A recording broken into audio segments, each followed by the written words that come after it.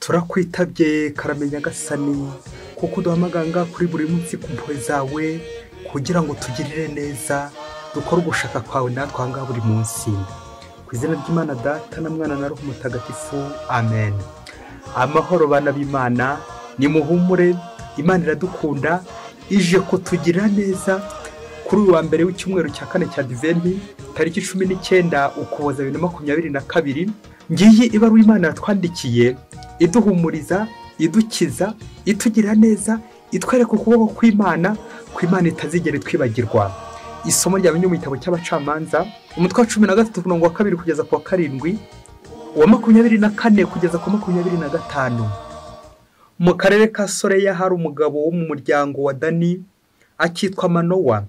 Umugore we yari ingumba, nta kana yari yarigeze. Umumarayika uhora abonekera uwo mugore maze aramubwira ati, nzi neza ko uri ingumba ukaba utarigeze akana, ariko noneho ugiye gusama ukazabyara umuhungu.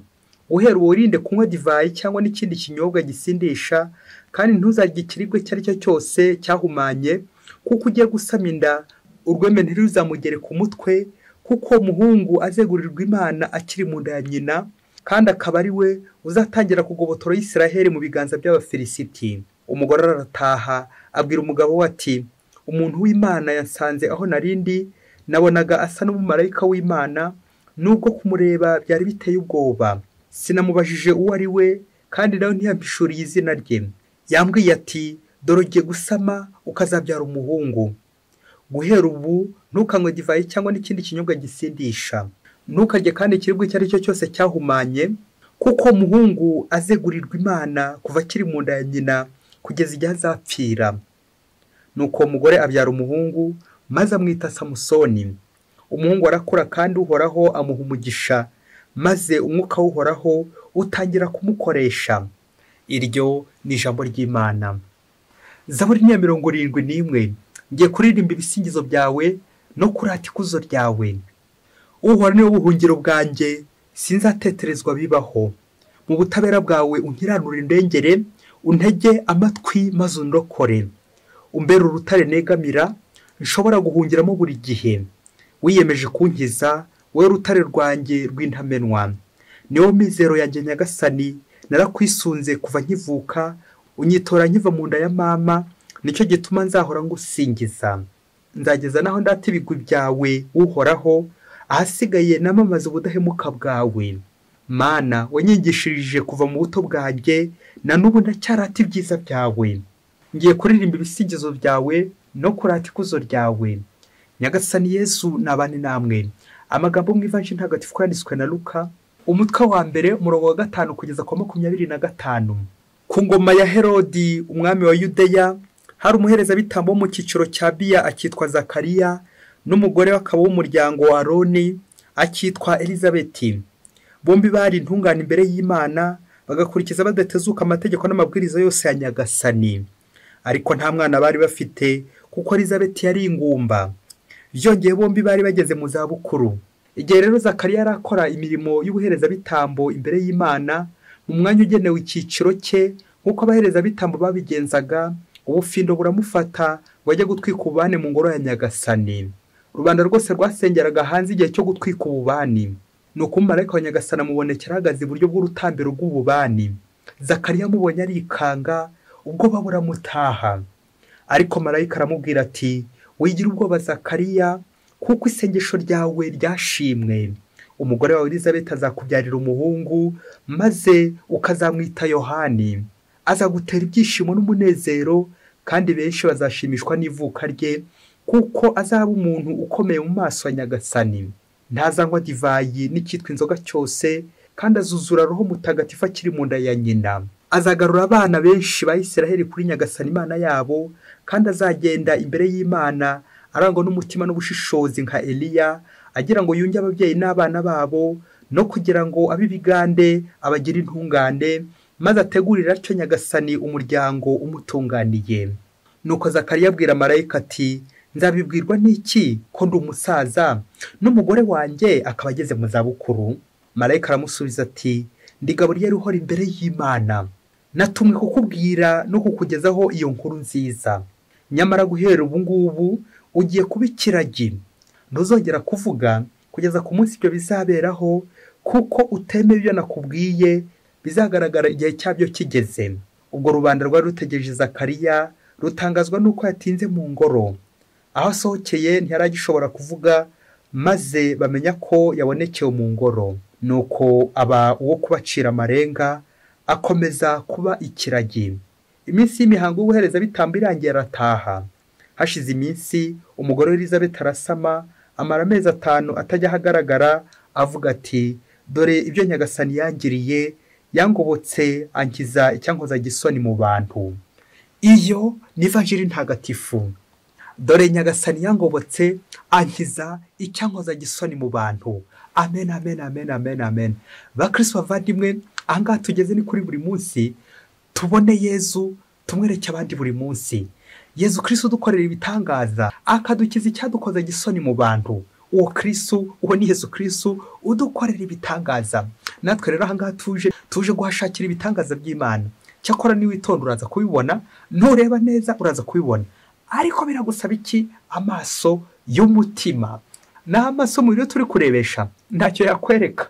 Nirinze kuvuga ko nta nyinya yakwereka, kuko amaso nyine abona ibigaragara gusa, ariko ibitagaragara biragoye ko yayabona. Biradusaba rero amaso y'umutima kugira ngo tubashe kubona ibitangaza by'Imana, ibitangaza Imana idukorera. Tujya kwizirikana ku bitangaza Imana idukorera, by'umwihariko ku bitangaza Imana yakoreye abagore 2 turi kumva mu byanditswe bitagatifu by'uyu munsi. Abagore 2 bari ingumba, none Imana ikabaha urubyaro. Imana ikagukura ku gisuzuguriro, Imana ikagukura mu cyavu wari intabwa, Imana ikagutora ikagutaka ikagutonesha. Wari ingumba, Imana ikaguha urubyaro. Ese mu Kristo muvandimwe, nta muntu uzi wabuze urubyaro? Nta mugore uzi wabuze urubyaro? Nta ruguzi rwashatse urubyaro rukaba rwararubuze? Imyaka ikabaye myinshi, hafi bagiye kugera mu zabukuru. Ahangaha rero nawe uze guhava ubonye igisubizo, ushyira urwo rugo. Niba biri mu rugo wawe, nawe uze gutaha ubonye igisubizo Imana igiye kuguha, igiye gutanga igisubizo gikwiye kuri abo bose bahuye n'ibi bibazo, bahuye n'ibyo byago byo kubura urubyaro. Bityo twumva iki byanditswe bitagatifu bivugaho, cyane cyane aba bagore 2 tumaze kumva Imana yakoreye ibitangaza. Nawe ube hafi kugira ngo igisubizo cy'Imana uze gukireba, ariko ndagusaba kutakirebesha amaso y'umubiri, ahubwo amaso y'umutima. Ukwemera kutugeza aho Imana iri, maze tukareba icyo Imana ishaka, maze bigatuma aho nkora icyo Imana ishaka aho gukora icyo ngewe nshaka. Nk'uko abantu benshi tuza kubireba bifuza gusa ibigaragara, bakifuza gusa bagendeye ku myumvire yabo, bikaza kurangira kuko batabonye gushaka kw'Imana.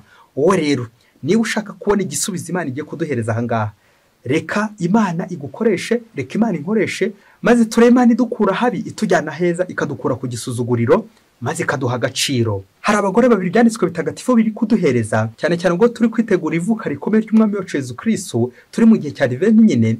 Abagore 2 Imana yakora ibitangaza. Uwa mbere twamwumvise mu gitabo cy'abacamanza ni umugore wa Manowa, uzabyara Samusoni.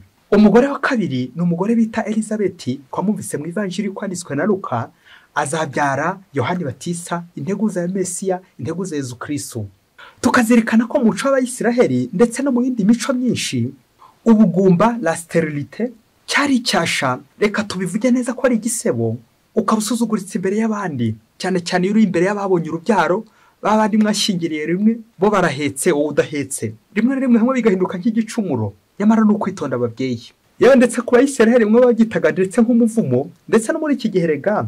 Ariko rero uwo mugore nyine abenshi bakamwita ko ari ingumba, byose tukabicurira ku mugore. Twumvise no mu amasomo y'uyu munsi ko batavuga ko abagabo ari bo ngumba, ahubwo ni abagore. Byose bakabicura ku bagore, kuba urugo rutabyara, kuba urugo nta mwana urimo, byose tukabihikira ku mugore. Biraza kurangira noneho byose tubihikire ku Mana, ngo ni Imana itatanga urubyaro. Ako karengane ku bagore turakazirikana, bamwe tukirengagiza ko urugo ari urwa 2 nyine, umugabo n'umugore ari bo babyara. Rero kuvuga ngo ni umugore gusa tubishyiraho, ako nta karengane. Twumve natwe ako karengane abagore bari bahuye nako, maze natwe tubagirira impuhwe. Nguko dushinja abagore ati banyirabayazana. Abantu benshi nawe uze kubireba, ntago tujya tuvuga ngo umugabo w'ingumba. Abenshi tubicura ku bagore, abagore bagowe. Ariko turumva muri aya masomo uburyo Imana igiye kubakura ku gisuzuguriro abagore 2. kuri noheli dutegereje umukiza Yezu Kristu, iri vuka rya Yezu Kristu rigiye gukora ibitangaza. Ubwo Yezu Kristu agiye kuza agakorera abantu ibitangaza, cyane cyane abagore bari ingumba. Rero tukabishimira Imana kuba Yezu Kristu aza koko, akaza azanye agakiza, akaza aje guha abantu agaciro, cyane cyane isuzugurwa ko tuzagenda tubyumva, abaciye bugufi, babandi basuzugurwaga, babandi batabarwa. Twagiye twibonera mu mateka y'Isiraheli harimo amavuko y'agatangaza, de naissance exceptionnelle. Ibi bigatwibutsa ko ibikorwa by'Imana bidusoba kandi biturenze, twebwe abanyantege nke, twebwe dufite intangiriro ndetse n'iherezo abantu. Amavuko rero agatwibutsa ko ari Imana ubwayo yihagurukira ikabyinjiramo kubera umugambi wayo kudukiza. Dufite ingero nyinshi cyane muri Bibiliya z'amavuko y'agatangaza, ariko uyu mwanya reka tuzirikane ku bantu 5 ku ngero 5 z'abantu bavutse ku buryo bw'agatangaza: Izaki, Samusoni, Samweli, Yohani Batista ndetse na Yezu Kristu. Aba 5 tumaze kurondora bose bafite ibintu bahuriyeho mu mavuka yabo, ariko reka by'umwihariko tuzirikane ku bintu 5 bajya guhuriraho bose. Icya mbere nuko bose batanzwe n'Imana, n'impano y'Imana, don de Dieu, ni kado y'Imana. Icya kabiri nuko umumarayika yagiye yereka se w'umwana akamubwiriza, akamwereka ibigiye kuba. Icya gatatu nuko se w'umwana yasubizaga marayika amugaragariza impungenge, imbogamizi, inzitizi afite kuri iryo fuka, ku buryo bitashoboka. Harimo ikibazo nyine cy'ubugumba, ikibazo cy'ubusaza, izo mbogamizi ndetse n'izo nzitizi, ariko Imana ikaza kwamara impungenge, ibereka ko umugambi w'Imana nyine ndakuka, kandi ko Imana iturenze, ibyananiye abantu Imana yo irabikora. Icya kane nuko umumarayika wa Nyagasani ahava atanze n'ikimenyetso, ikimenyetso nyine cy'uko ibintu bigiye gushoboka, bya bintu bitashobokeraga abantu Imana igiye kubishobora. Icya gatanu, ikimenyetso cya gatanu Imana itanga nuko Imana ubwayo ari nayo itanga izina ry'umwana. Ibi gatwibutsa nyine ko umwana avuka, Imana yaramuhaye izina rigasobanura ubutumwa Imana imuhaye ku isi. By'umwihariko muri amasomo y'uyu munsi turazirikana ubutumwa bwo gukiza. Abacamanza, uyu Samusoni azaba ari uwo gukiza, sauveur, ndetse n'abandi batisa nawe nyine n'umukiza, arategurira umukiza integuza ya Mesiya. Ubutumwa bwa Samusoni Imana ibutangaza akiri mu nda nyina, ndetse n'abandi batisa ngo twabizirikanye muri ivanjiri ya none. Niyo mpamvu abakristo bavandimwe, kuvuka, gusamwa tugomba kujya tubyitondera, kuko Imana yarangije gutangaza uko tuzamera, ubutumwa Imana iduhaye gusamwa. Ahangahe tugakomeza kuzirikana nyine ko tutagomba gukinisha isamwa ry'umwana. Umwana asamwa ndetse avuka, n'imikurire yose tugomba kuyibungabunga kugira ngo umwana abeho neza, kuko ari mu mugambi w'Imana. Buri wese rero yaje hano ku isi aba afite ubutumwa Imana yamuhaye, cyane cyane mu izina. Twabyumvise uburyo Nyagasani yatoye aba bana bakinjira mu mugambi w'Imana, umugambi wo gukiza abantu. Rero abakristo bavandimwe, buri wese ku isi afite icyo Imana yamuteganyirije, afite ubutumwa bw'umwihariko Imana yamuhaye. Imana mu gusama kwacu iba yarangije kugena uko tuzamera. Niyo mpamvu nta kwivanga mu mugambi w'Imana. Igihe cyose tugize Imana tukabona impano y'umwana, gusamwa no kwitondera gusamwa, bya bindi dusanga mu gitabo cy'umuhanuzi Yeremiya umutwe wa 1 umurongo wa 4 kugeza ku wa 5. Narakuremera mu nda nyoko nari nkuzi. Amen, amen, amen, amen. No mu gusamwa, dès sa conception, Imana yarangije kwandika icyo uzakora. Rero mu Kristo muvandimwe, wowe wivanga mu mugambi w'Imana, uduhinje ugaturugisa n'ibindi byinshi cyane wakora, ujye uzirikana ngo Imana uri gupfubya umugambi w'Imana, uri kwivanga mu mugambi w'Imana, kuko Imana yarangije kubyandika icyo uwo mwana azakora. Aba bana bombi bavutse kuri ubu buryo, Samusoni ndetse n'abandi batisa, bombi bazitwa mu ijambo ry'Ifaransa bo bita des nazirs, abazegurirwa Imana nyine kugira ngo bakore icyo Imana yabahaye. Ugushaka kw'Imana ntago ari ugushaka kw'ababyeyi, ahubwo n'ugushaka kw'Imana, dore ko no mu kuvuga kwabo Imana yagiye igaragaza icyo bazakora.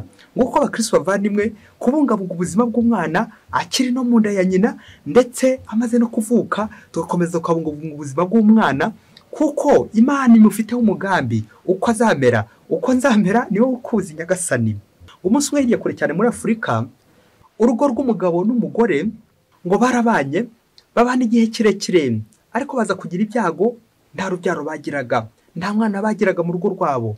Nuko ariko ntibahweme gusenga Imana, ntibahweme gukora imirimo y'Imana, ntibahweme kujya mu ngoro gutakambira Imana, nk'uko Elizabeth ndetse na Zakariya ari intungane imbere y'Imana, ariko badafite urubyaro.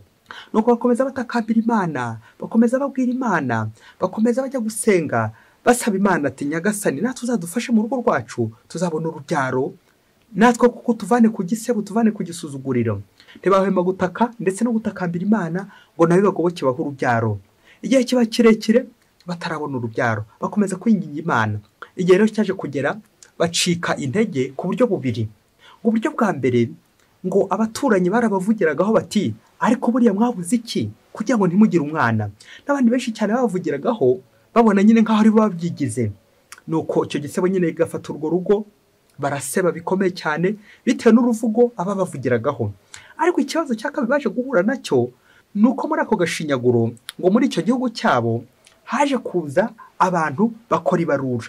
Nuko muri icyo gihugu banyura kuri buri ngo zose bagenda babarura ingo zifite abana. Nuko ngo bageze kuri rwa rugo ngo bahashyira ikimenyetso cyo gukuba, byumvikane nyine ko nta mwana bagira. Nuko rwa rugo none ruhita rushavura bikomeye cyane, uburyo abandi babyeyi bahetse babyaye bagiye babarura bakabashyiraho twavi, none bo babashyize go gukuba. Umuryango urushaho kubabara cyane no kugira ishavu, byumvikane bajya mu gahinda gakomeye cyane, none batangiye kwivovotera Imana uburyo babashyizeho akamenyetso ka gukuba.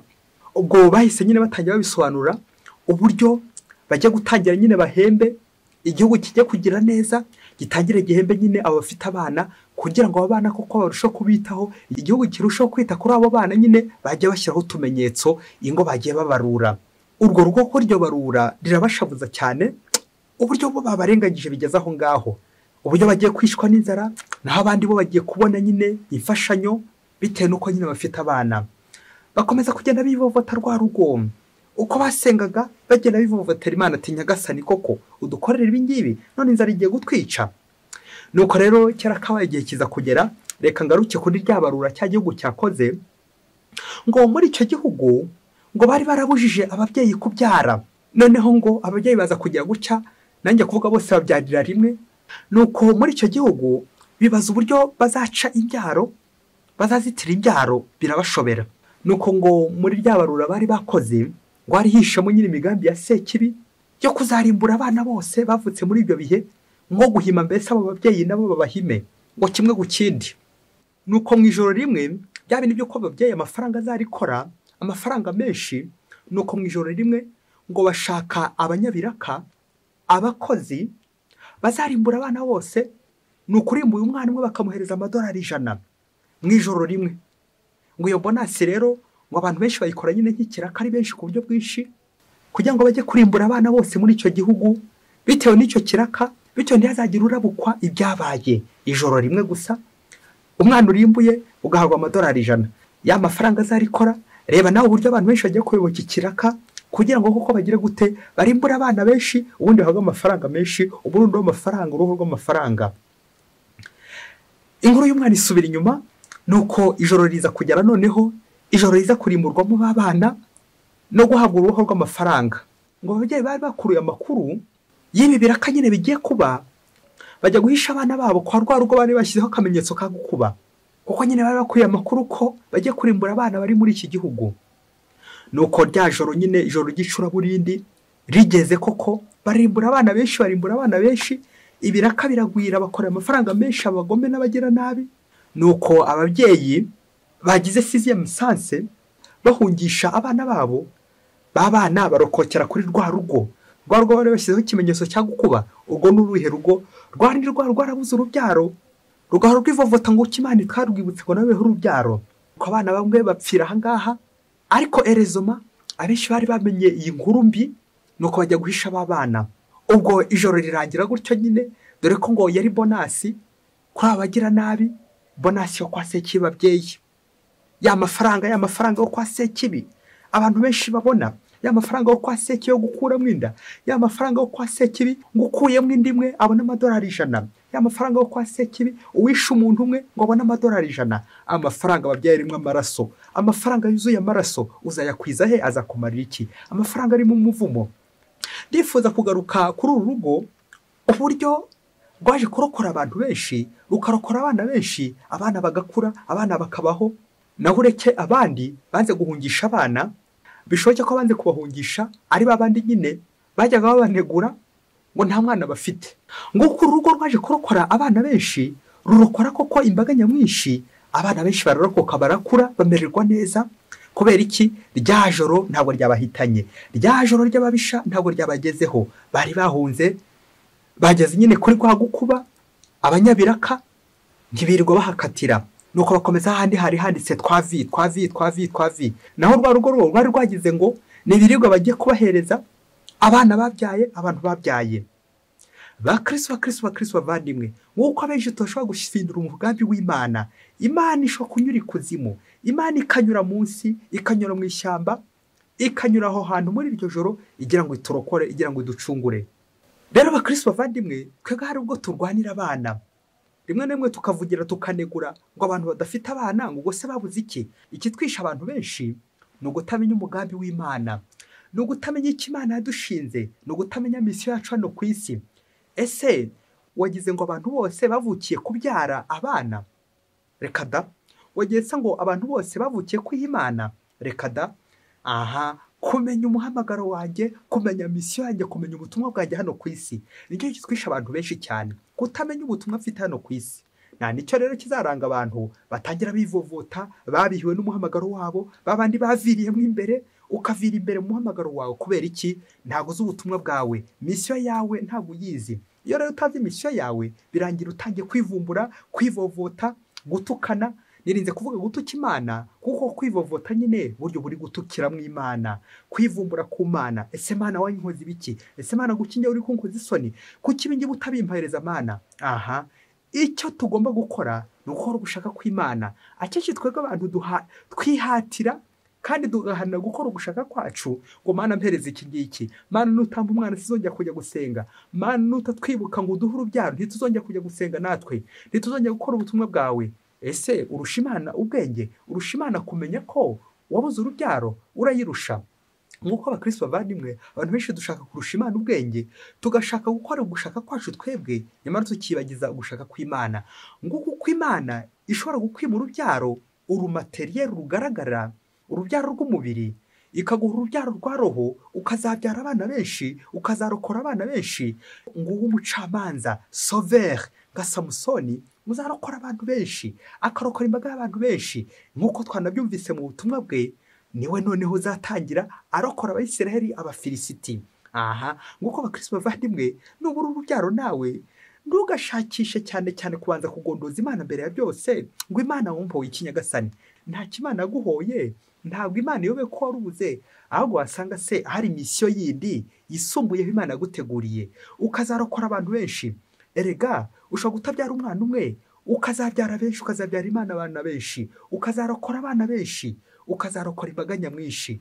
Ngicyo ikidusaba twebwe abantu, twebwe twishakira ibisubizo, nanjye kuvuga matematike, calcule, ibisubizo byihuse, tukaza kumenya igisubizo cy'Imana kirambye kizakiza isi yose. Ngo kuko Imana ishobora gutanga igisubizo cyo kubura n'urubyaro, kugira ngo koko ikunyureho, irokora abantu benshi, irokora imfubyi, irokora abapfakazi, irokora indembe, irokora abagiye kwicwa. Sauveur. Igisubizo twakura muri amasomo y'uyu munsi, c'est être sauveur, ni ukuba umukiza nawe, ni ugucungura abantu. Ese nawe ubutumwa bwawe ni ugucungura abantu?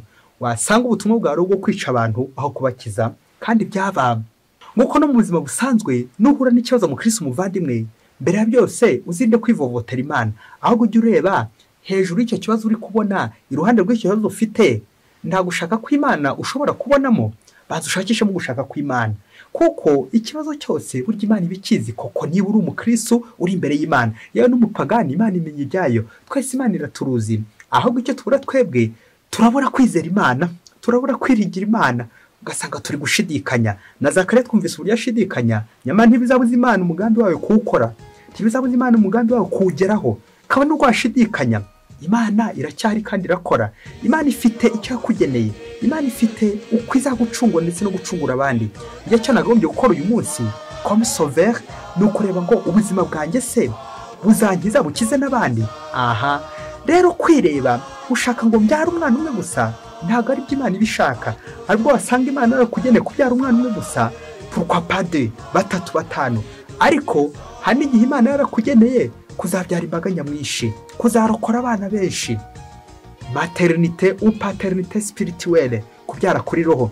Ndagira ngo mbaye abashinzwe za orphelinat ijambo, yatubwira byinshi cyane. Urya rero abo utabyaye, ukarera imfubyi, ukarera abaciye bugufi, ukarera abakene, ukita ku utabyaye. Yamvugo Kinyarwanda igira iti uburere buruta ubuvuke. Twese twige no kurera nabo tutabyaye, kurokora nabo tudafitanye isano, kurokora ari Imana iduhaye, abakiza de sauver, kuba abakiza, kuba abantu barokora abandi, abarengera abandi, kurengera abandi, kurengera imbaga nyamwinshi nka Samusoni ndetse na Yohani Batisa. Mwese mbifurije amahoro y'Imana. Imana ibaho umugisha. Imana Data na Mwana na Roho Mutagatifu. Amen. Padiri Musumbuko Ladislas wa Diyosezi ya Cyangugu.